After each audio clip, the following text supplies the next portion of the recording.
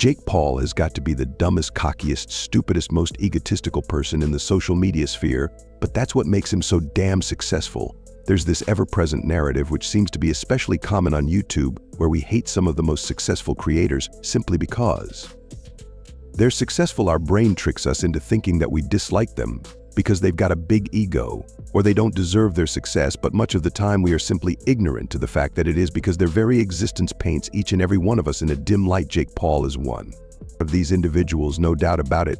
It's so immediately tempting to hate him, and I'm guilty of this as well. He's such an easy punching bag to hook into. However, the sad truth is that in the process of tearing him down, we discard one of the most fundamental principles of success: imitate those who have had success themselves. While it's unlikely that in 200 years' time they'll look back on Jake Paul as this generation's Van Gogh, I'm trying to make the case that behind Jake Paul's egotistical facade, the man is a genius. There are numerous examples to be examined when looking at his recent behavior, especially in his fights, but Jake Paul is so good at what he does that we've been eating up his same obvious yet subtle growth strategy, dating all the way back to 2016, where Jake Paul started to realize that people would talk about him in the mainstream media if he did one simple thing: go out of his way to be an insufferable underscore when considering Jake Paul's infamous lion being 5 mil on YouTube in 6 months, never done before, and he did so through being this insufferable douchebag. Perhaps this taught him from at the very beginning that this was the best strategy for growing his social media presence.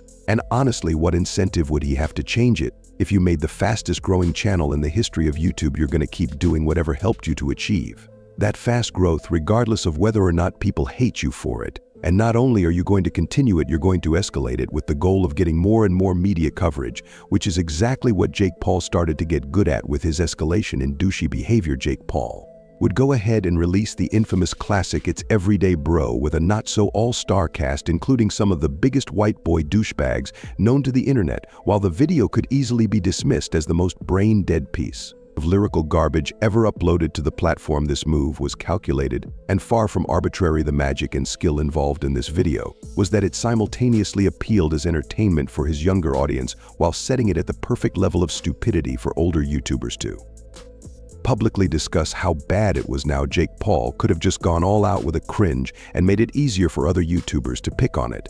But if he made it too obvious, people would have sensed that he was only making it to get people to react to it, ultimately lessening the intended effect. Jake Paul subtly sprinkled in almost nonsensical lyrics which flowed with the song but were also obviously going to be picked apart by other larger YouTubers. England is my city. He dropped some new merch in itself like a god. Church is that your boy's cologne? These were among the classic lines that we all remember, but how do we remember them? Well, because Jake's strategy worked perfectly, and the video was talked about in almost every media avenue that you can imagine. You don't need to say you're a white boy, dog. You don't need to put that in the lyrics. This is the whitest music video ever made. Everyday Bro, Disney Channel flow. I'm gonna be watching It's Everyday Bro for 10 hours straight. Things you should never rap about. Taxes, Disney Channel. Never ever rap about the Disney Channel. And this is Jake Paul's talent. It's setting things at the perfect level of subtle stupidity, just at that sweet spot where it causes people to talk about him without them getting to the point of saying, yeah. But you can tell he's only doing it so people talk about him more. It led him to gain more than 250 million views on It's Everyday Bro and more than 15 million views on his less infamous Bite Up merch song, where he employed a similar douchey tactic. But why the difference between 250 million and 15 million? Well, perhaps the reason why that merch didn't perform nearly as well as It's Everyday Bro was because he didn't nail the subtle stupidity in by that merch, as summed up by one of the top comments sarcastically stating, "I love how subtle this is." This might also be supported by a tweet stating, "Sorry Kendrick, I'll let you have your spot back when the Jake Ballers are done," which was clearly a joke, therefore inviting less YouTubers to buy it and cover the stupidity. It was too obvious.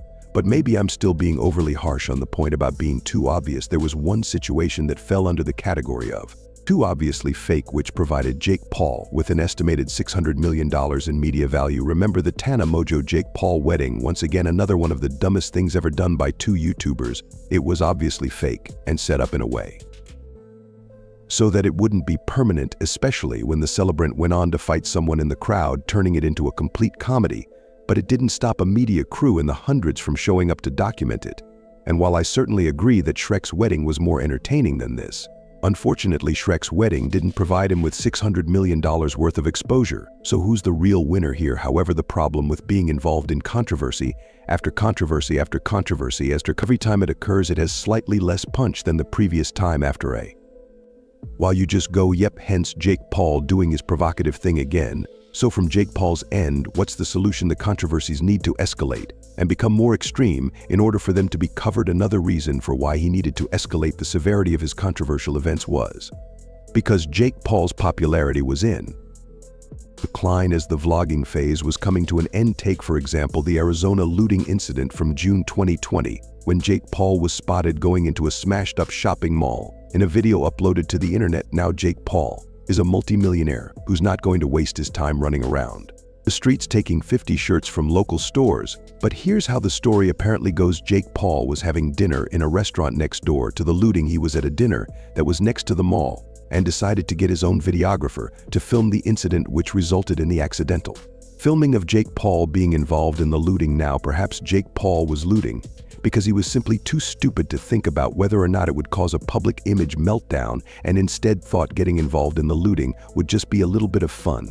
But this proves our initial point even further. We can't tell if it's deliberate or not. Everyone just assumes it's Jake Paul being a dumbass, and that's what gets people talking. Even if this was just Jake Paul being an idiot, we can assume that he at least unconsciously saw this as somewhat of an opportunity, as he likely understood that he was going to get media coverage for being involved in such a controversial issue. Although it's very unfortunate, it's also very on brand for Jake Paul to magically be seen at a looting site. In this video where Logan Paul discussed Jake Paul's looting, there are numerous comments talking about how Logan Paul matured, while Jake did not. However, many fail to understand that it seems to be in Jake Paul's best interest not to mature, but I could be wrong with this. His channel has seen a massive decline in viewership, and perhaps this has in part come from his refusal to drop his ego and mature his content. However, this creates another question: is being a YouTuber even his main occupation anymore? Or is he better referred to as a boxer with his dive into the world of boxing? This method of seeking controversy seems to be one of the primary strategies for publicity. Now, I'll preface this part by saying that I know absolutely nothing about boxing or the UFC, and therefore I have about as much knowledge as the next guy who's watched 2 episodes of Joe Rogan and suddenly thinks they're ready to be an octagon commentator. My opinion is completely uninformed in this area, but when looking at a character like Conor McGregor, talking smack and being provocative seems to be a part of the game. When Conor McGregor's leg broke in that big race and fight, you can see him on the ground still trying to talk smack to the opponent, despite his inability to walk. Young wife, hey baby music. He has a reputation for being provocative, and as a result there are multiple compilations of such on YouTube with millions of views each. Now, as many have pointed out, Jake Paul seems to be somewhat of a Conor McGregor copycat, and honestly, why not if being provocative works for someone fairly uncontroversial like Conor McGregor?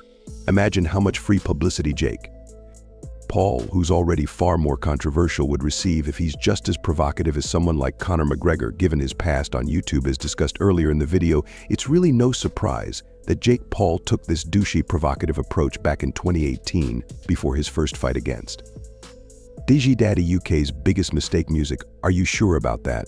And of course he took this approach again.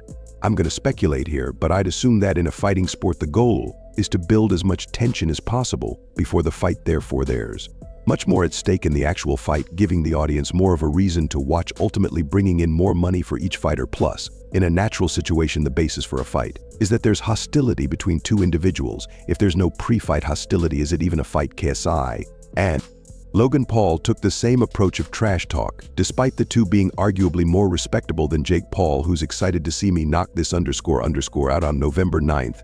Yeah, so even your fans want me to knock you out. And when considering the previous point about Conor McGregor, maybe being provocative is simply the most accepted attitude for the sport, in which case you might argue that Jake Paul is perfect for the boxing scene. Perhaps YouTube was never really where he was supposed to be, and was therefore an intermediary, while he found something more suited to his personality.